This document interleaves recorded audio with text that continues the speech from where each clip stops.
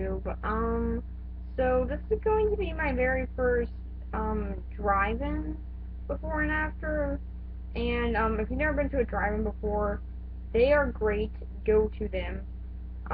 They pretty much cost like $15, and like not per person, per car. So you can get it like half the price, and then you get two movies for that. And like all you have to spend is like money on gas. So drive-ins are great for just that reason. And you get to be outside. You get to stay up later because they end at like 1 in the morning. So it's great. And I just love going to them. So this is going to be my very first before and after on one. So yeah. Um, the very first movie that that's going to be playing there is going to be The Martian. And judging by the trailer, it looks pretty good. From what I can gather, it's about a guy who was on this sort of voyage to Mars, but then gets stranded there. Now he's gotta survive with like 50 days of food, and now he's gotta use his skills in science to be able to survive on this planet where nothing grows, there's no water, and he's completely alone. He, and none of it matters unless he can call NASA. Because then no one will even know that he's up here or that he even survived. So, um, now he's gotta let NASA know that he's still up there, and now he's there basically like 4 years until the next ship comes. So he's got to get off this planet in 50 days because that's like how long his food supply lasts. Um, Granted, people can live for like a month extra without food, but yeah, that's still not going to help him out. And making the water would be another difficult challenge. And the human body needs water. It can't survive for at least like a week without water, so. Um, this is kind of a cool idea. I like how it seems to be an original story. Like, this is a pretty original story, but I know this idea has been done before. Like, it's sort of like Planet of the Apes. Some guy from space gets an astronaut gets it taken onto this planet. He's the only human there. He's gotta try and survive for himself. It sounds like Planet of the Apes, except minus the apes. So, but I do like how it still seems original. It looks original and it sounds like it's gotta be pretty original. Um, the acting looks really good, so that's pretty cool. Um, and from what I've heard of it, the science can actually kind of hold up in this movie. Like, I've actually seen that two scientists did go and see this movie, and then some people asked them, like, okay, how does the science in this movie hold up? And they're just like, yeah, it actually holds up pretty well. But there are some parts that are pretty over romanticized, but that's to be expected. They had to make some dramatic changes. Um, and so this one looks pretty good. Okay, so if you couldn't tell, the second one of these movies is going to be Hotel Transylvania 2. No, it's gonna be Peanuts. Um, so, as you guys can probably tell, I'm a big fan of the Peanuts. I've loved them ever since I first saw them, and so I'm wearing these. Screw you, nostalgia glasses. Because I can hardly see with those. Because I'm indoors, I'm wearing sunglasses. Okay, I don't know why I'm explaining this. So this trailer, from what I can tell, I have no idea what to think of this movie. Really, there's just. It seems like the people who are making it are big fans of Charlie Brown and everything and the Peanuts. Like, that's kind of apparent with little tiny details, like, I saw the War and Peace book. if you guys don't know about what that's from, it's actually from one of the holiday specials from Charlie Brown, which is Happy New Year's Charlie Brown, where he's trying to enjoy a party and also read the whole entire book of War and Peace in one night. Of course, he does not succeed, but, because nothing ever goes right for this kid for some reason. Really, there's nothing wrong with this kid. Why doesn't the universe all conspire against him? But, and so, I like little details like that. I could pick up on them, so that was pretty cool. And it looks alright. They didn't have the character dynamics down. Although, I don't know what's up with some of the voices. Like, why is Lucy's voice so high-pitched? It just sort of seems like they got the wrong actress to play her. I never remembered her voice being that high-pitched. Now, for Charlie Brown's sister, Sally, it makes a little bit more sense why her voice is high-pitched, but why is Lucy's? That's something I really don't get. And then we actually have the little red-haired girl. And if you guys think that she's never been seen before, she has. Actually, in that It's a New Year, Happy New Year's Charlie Brown, yeah, you actually see her complete image. And there was one other that I only saw, like, once, because it, like, never re-aired for some reason, about I think it was about Charlie Brown getting a first kiss or something, and he tried to do that with the little red-haired girl. So, like, she has shown up before, although most of the time they try to keep her face hidden, but apparently in this one, that's the exact opposite, because they are showing her completely in this trailer. So that's unexpected, I guess you could say. They do seem to have Snoopy doing Snoopy things, like he's flying around as the Red Baron. And I like how in the trailer they never show the bottom of the doghouse. Like, the doghouse, you can see every angle except for the bottom. That's pretty clever. And so there are a lot of things that are, like, little noticeable things for, like, fans of the cartoon and everything. They can pick up on it. They'll be like, oh, hey, the book. Oh, hey, yeah, the bottom of the doghouse thing. So there's a lot to pick up on that. But, like, my biggest problem with this is probably going to be the animation. This animation, oh my gosh. Okay. I can see what they're trying to do. They're trying to capture what the animation looks like, and I do like their little details in trying to make it look sort of jumpy and cheap like the original was, because no matter how much of a classic Charlie Brown is, his animation wasn't that great.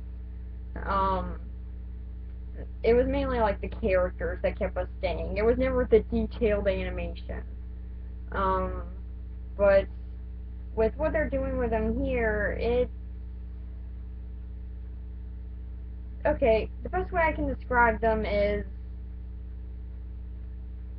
they're frosted cookies.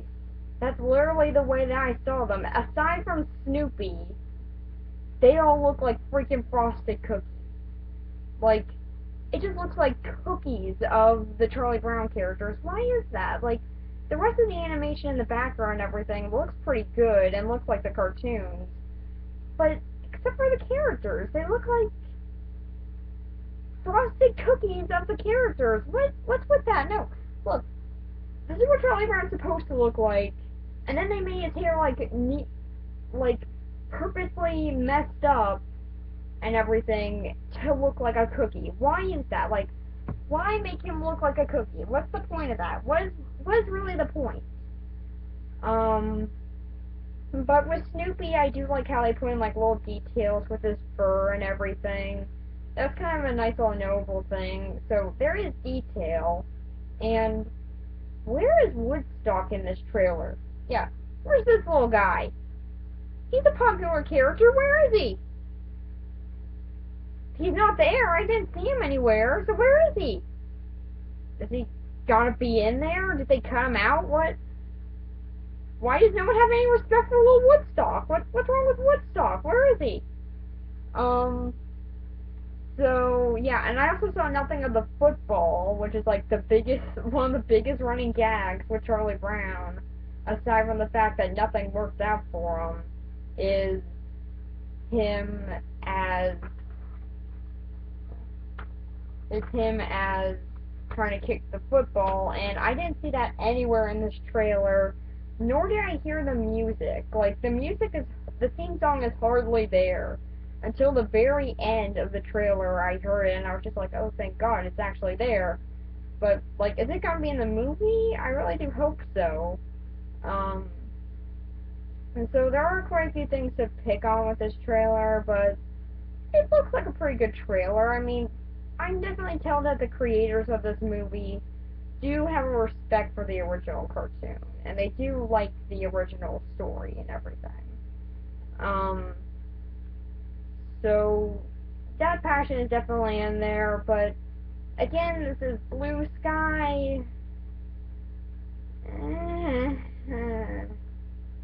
Yeah, Blue Sky is not the best animation producer, but hey, who knows? I have hope. I mean, they've done some okay works like Epic and Ice Age. Those movies are okay. So who knows? Maybe they still got a shot. Who knows? Aside from the animation, I didn't really have a problem with it. I still don't get why they look like cookies, but hey, who knows? And they still seem to get down the nothing goes right for Charlie Brown sort of thing, so yeah, at least I got that. So there is one thing that confuses me. Why is the little red-haired girl a new kid here? Like, why is she just now moving in? I really don't get that. Is that supposed to be like, she won't know who Charlie Brown is because his reputation has never preceded him, except for when he was in that spelling bee on national television, and apparently a lot of kids were watching it. So aside from that, nobody knows about him. So yeah, it seems like they're going to get some stuff like that in there. Oh, another little detail is him doing magic. Yeah, Charlie Brown did do magic in one of his cartoons. Actually, I think I have a DVD like right over here or something, where he did it, and yeah, I like that little detail. So I guess I'll just have to see how it turns out. I still have some hope for it, so yeah, I'll see you in the after part later. For right now, I guess like 2.5 seconds. Okay. Hello, YouTube. So, I did finish up the Peanuts movie, and it's alright.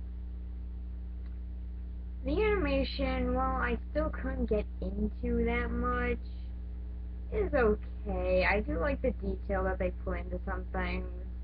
There are a lot of really good little hidden side jokes in it.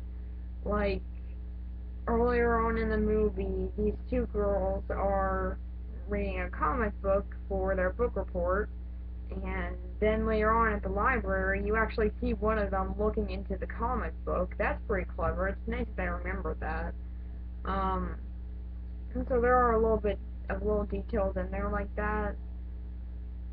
There are a lot of things that don't go right for him in this movie for little Charlie Brown, but then the ending comes along.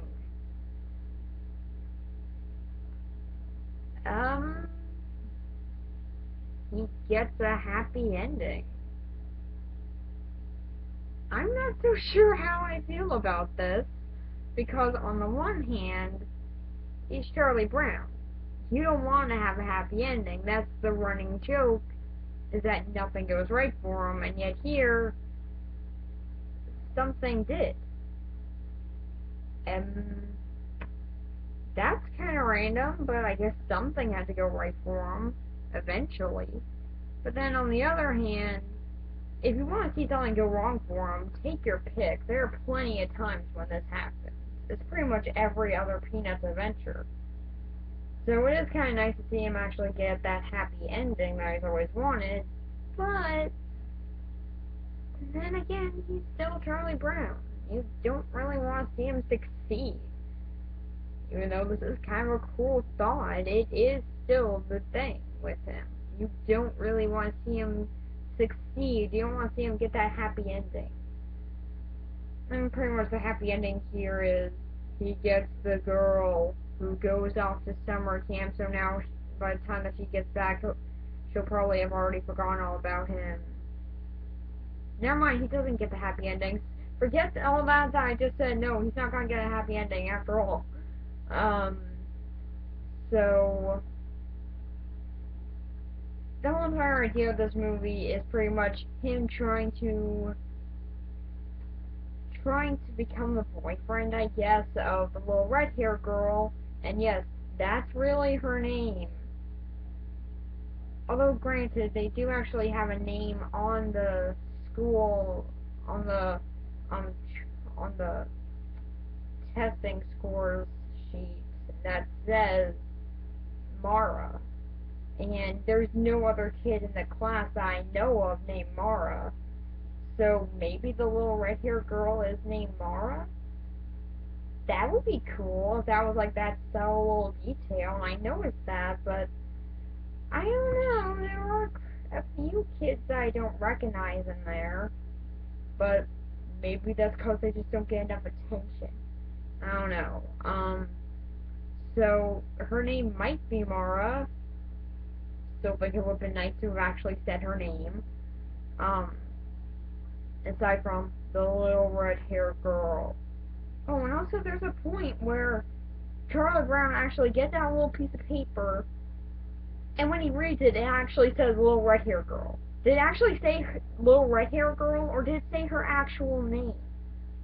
Like, what was going on with that? Did they literally write little red-haired girl on that card? What was with that? I still find I like the Snoopy subplot with the whole entire him trying to write a story and everything. It sort of explains where he got the typewriter from, why he hates the Red Baron, which is actually kind of fun. And they still don't show the bottom of the doghouse. I really liked that. That was a nice little subtle detail. But it feels really pointless. Yeah, we don't need anything with this Snoopy subplot. It's just there. We don't really need it, but we're not gonna object to it. It was just kind of a fun little subplot, but it is just filler. It's good filler, but it's still filler. And really, with this movie, there are a lot of things that actually do end up going right for Charlie Brown, which is very strange. Like, Charlie Brown has destroyed all these games that these guys were playing, and then, oh, well, he's flying a kite. Might as well forget that he destroyed our games and made us lose our money for this. Although, granted, he also did get some good scores on that game, but then there's like, oh, well, he's flying a kite, now we should be fine. Now we're fine with it, because he flew a kite. Because that was always his biggest dilemma. Will he ever fly a kite? Apparently so. And yes, this did come from one of the movies. I think it was this one right over here that I have, which is Happiness is a Warm Blanket, Charlie Brown. I think it came from that one with him and the kite, but I don't know. I can't really quite tell. I haven't seen that one in a while, so I can't really remember that well. They do tie in the War and Peace book, and although I can't tell if it's supposed to take place on New Year's Eve or not, because he's still working his hardest on finishing up the book, but I just can't tell if it's actually happening at the right time. I can't tell if it's actually on New Year's Eve. They don't really clarify that. Although, they do give out a little hint, maybe, that he's still upset about his book report being destroyed when it's now spring. So that could be a little hint that it might have been on New Year's Eve, but they don't really clarify. So I really do like all these little subtle details. Linus, who is my favorite character out of the Peanuts movie, we both have a thing. I always wear my vest. He always has a blanket. I don't know. He's still my favorite character. He's hardly in this. That got me kind of annoyed. Just like, where was he? I guess out doing stuff. I don't know. He was just hardly there. Because, Linus was never important. Um, Lucy is still down to her character. Schroeder is okay. I do like how they gave more attention to some of the side characters here, though. Like, the characters you don't really remember the name of. Like, they brought more attention to Violet and Franklin and the girl in the green dress. Yeah, seriously, that character is so forgettable. But they did give her kind of a nice subplot with having a crush on Pigpen. Okay, where did that come from? But yeah, I guess she had a crush on him. Okay, that was random. So it's a pretty good. It's a pretty good movie. If you're a Peanuts fan, then you should go check it out. But if you expect something that would be bigger, more like Snoopy Come Home or something, it probably isn't it. But you'll still have kind of an enjoyable time. So yeah, it was an okay movie. Not the best of the Peanuts. That one so far to me has been this one, Snoopy Come Home. Great, great movie. If you haven't seen it, go look it up. Really a great one.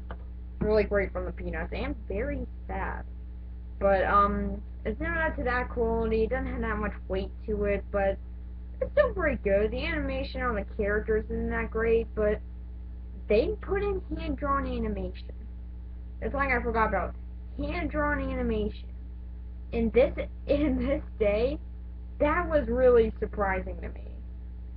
So I'm very glad that they got that in there. It was really nice to see. So after this one is The Martian. So yeah. Peanuts was good, but now on to The Martian. Okay, so apparently I was kind of wrong on the order of this drive-in. They did say the best for last, which that being The Martian. I really do like how they did this movie, although upon a little, just like a few seconds extra of looking into, it did come out of a book, so it was an original story. Sorry to get that wrong before. I do like I do like the way they did this movie. It was very fun. It did have that feeling of, is he going to get home? It had that sort of dread feeling like, okay, what's gonna happen? Is he gonna get home, or is he gonna be stranded here? Is he gonna die here? Get is he gonna get out of this place, or is something else gonna go wrong? So pretty much what happens is this guy named Mark is on sort of a little voyage to space and to Mars. So when a storm hits, he's accidentally stranded here, even though while being thought for dead, and now he either has a choice to either accept the fact that he could die or he can get to work. He decides to get to work and science the shit out of everything. So now he's going to have to use his knowledge in science to be able to survive on this pretty hostile planet where nothing is hostile, yet also pretty abandoned planet because there's nothing here. So he's got to survive here. He's got to colonize here without that much to use, really. And he's also got to survive long enough for 4 years before NASA can come back and get him. So he decides, okay, I can't wait for 4 years. I'm gonna run out of food by then. So he plants potatoes. Because that's what I would eat on Mars, I guess. I guess he just likes potatoes, I don't know. So now he's officially colonized Mars, and he's also trying to make contact with NASA, and he gets out this old probe and pretty much gets out yes or no questions and answers. But then goes into more of a code sort of way of talking, so now they're talking more through code, which eventually just goes into the YouTube comment section of communication. Of course, all of NASA's geniuses, they use the YouTube comment section. Makes perfect sense. Well, I guess he needed that. I guess that would be an easier way to talk, but yep, that's what I would use. YouTube comment section totally works. And now pretty much he is trying his best to get back home, even though all the odds seem to be against him. And I really do like the execution of this. It definitely does feel like Robinson Crusoe in space, and just that idea alone is great. And the way they do make everything sort of feel with all the weight and dread of the situation is very impacting. I do like all the science that they put behind this. The cinematography is pretty good. The characters, well, at first I was just like, oh no, Mark is left behind. If only I knew something about Mark to make me feel bad about this. But then later on you're just like, oh wait a minute, oh yeah, Mark's the guy being left behind, I'm an idiot. Oh yeah, Mark's still alive, okay. Guess now I can learn a bit more about him. And you really do. I do like how this was done. Although for some odd reason I got really happy when they brought up the Lord of the Rings reference. I guess I just felt like my 9 hours were well spent or something. I don't know. I just thought it was really cool to hear, I guess. So yeah, it was a really good movie. The Martian is definitely better than the Peanuts, but the Peanuts was still a pretty fun movie too. So I say probably go to the drive-in if you want to see either one of these movies, because yeah, then you can get them both and you can stay up later, I guess. So yeah, that's pretty much it, and I'll see you the next time I go to the theater on my before and after. So yeah, bye.